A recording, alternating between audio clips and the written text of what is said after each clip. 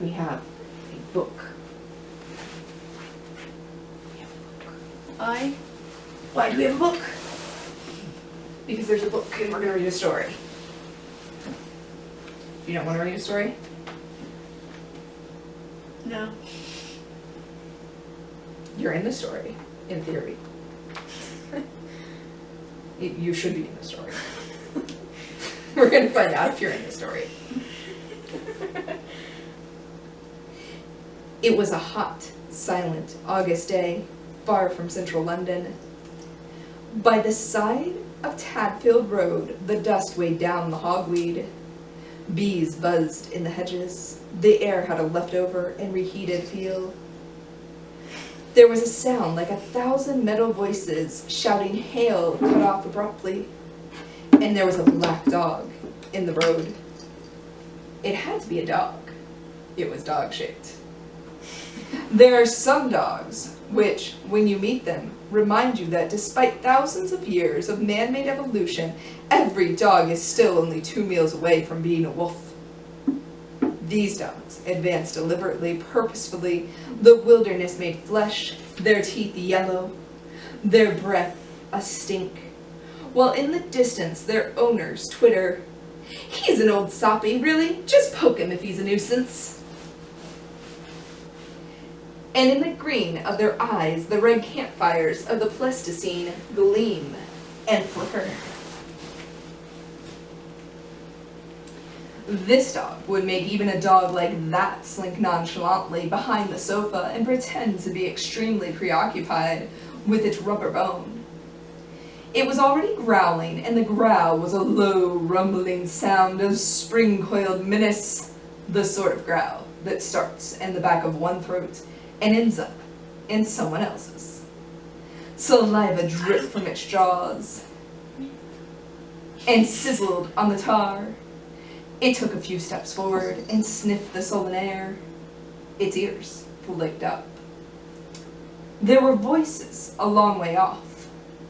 A voice, a boyish voice, but one that had been created to obey, could not help but obey.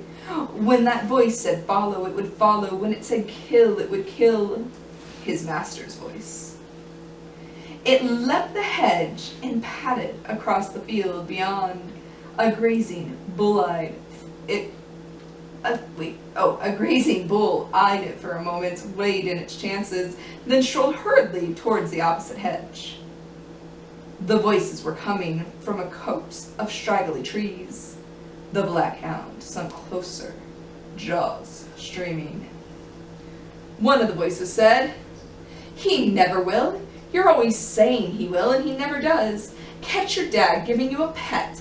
An interesting pet, anyway. It'll probably be stick insects. That's your dad's idea of interesting." The hound gave the canine equivalent of a shrug, but immediately lost interest because now the master, the center of its universe, spoke.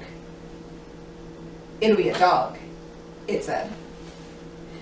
"Huh. You don't know it's going to be a dog. No one said it's going to be a dog. How do you know it's going to be a dog if no one said? Your dad'd be complaining about the food it eats the whole time." "Privet," the third voice was rather more prim than the first two. The owner of a voice like that would be the sort of person who, before making a plastic model kit, would not only separate and count all the parts before commencing, as per the instructions, but also paint the bits that need to be painting first and leave them to dry properly prior to construction. All that separated this voice from chartered accountancy was a matter of time. "They don't eat privet, Winsley. You never saw a dog eating privet. Stick insects do, I mean. They're jolly interesting, actually. They eat each other when they're mating." There was a thoughtful pause. The hound slunk closer and realized the voices were coming from a hole in the ground. The trees, in fact, concealed an ancient chalk quarry, now half overgrown with thorn trees and vines. Ancient, but clearly not disused. Tracks crisscrossed it, smooth areas of slope indicated regular use by skateboards, and wall of death, or at least wall of seriously grazed knee cyclists. Old bits of dangerously frayed rope hung from some of the more accessible greenery. Here and there, sheets of corrugated iron and wood boards were wedged in branches. A burnt-out, rusting Triumph Herald estate was visible, half submerged in a drift of nettles. In one corner, a tangle of wheels and corroded wire marked the site of the famous lost graveyard, where supermarket trolleys came to die. If you were a child, it was paradise. The local adults called it the pit. The hound peered through a clump of nettles and spotted 4 figures sitting in the center of the quarry on that indispensable prop to good secret dens everywhere, the common milk crate. Where's your milk crate? Figures. Hound. I'm missing your milk crate.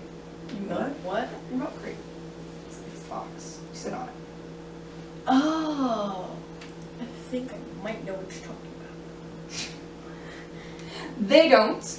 They do. Bet you they don't, said the first speaker. It had a certain timbre to it that identified it as a young and female, and it was tinted with horrified fascination. They do, actually. I had 6 before we went on holiday, and I forgot to change the privets, and when I came back, I had 1 big fat one. No, that's not stick insects, that's praying mantises. I saw it on television where this big female one ate this other one, and it didn't hardly take any notice. There was another crowded pause. What are they praying about? Said his master's voice. Dunno. Praying they don't have to get married, I expect. The hound managed to get 1 huge eye against an empty no-hole in the quarry's broken-down fence and squinted downward. Anyway, it's like with bikes, said the first speaker authoritatively. I thought I was going to get this bike with 7 gears, and one of them was a razor blade saddles and purple paint and everything, and they gave me this light blue one with a basket. A girl's bike. Well, you're a girl, said one of the others. That's sexism, that is, going around giving people girly presents just because they're a girl. I'm going to get a dog, said his master's voice firmly. His master had his back to him. The hound couldn't quite make out his features. Oh yeah, one of those great big Rottweilers, yeah, said the girl with a withering sarcasm. No, it's going to be the kind of dog you can have fun with, said his master. Not a big dog. The eye in the nettles vanished abruptly downward. But one of those dogs that's brilliantly intelligent and can go down rabbit holes and has 1 funny ear that always looks inside out, and a proper mongrel too, a pedigree mongrel. Unheard by those within, there was a tiny clap of thunder on the lip of the quarry.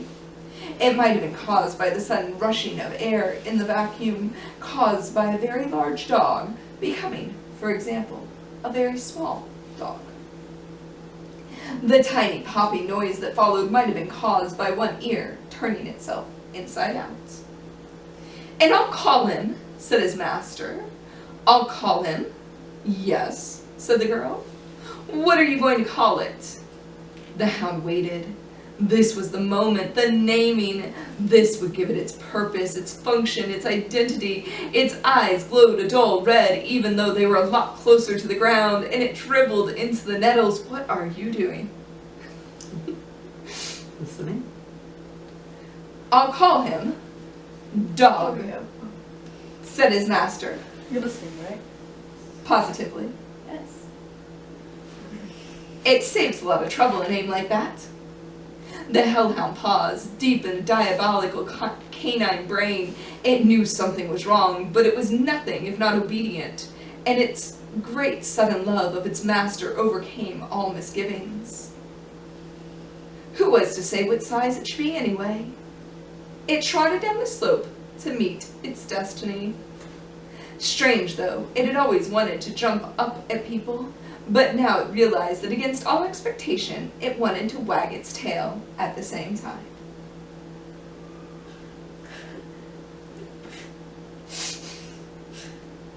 Meanwhile, elsewhere. Sorry. No, go back to me. No, you found your section. Okay. With dog. You said I had a section. Yeah, you kind of have a section. It's after your birthday party. You remember the birthday party, right? Yeah. Yeah. There was cake. Yeah. The angel was covered in cake. I did a magic show. You did do a magic show. How long is it until my next birthday? A while. I'm pretty sure it's a long while. It's after quarantine.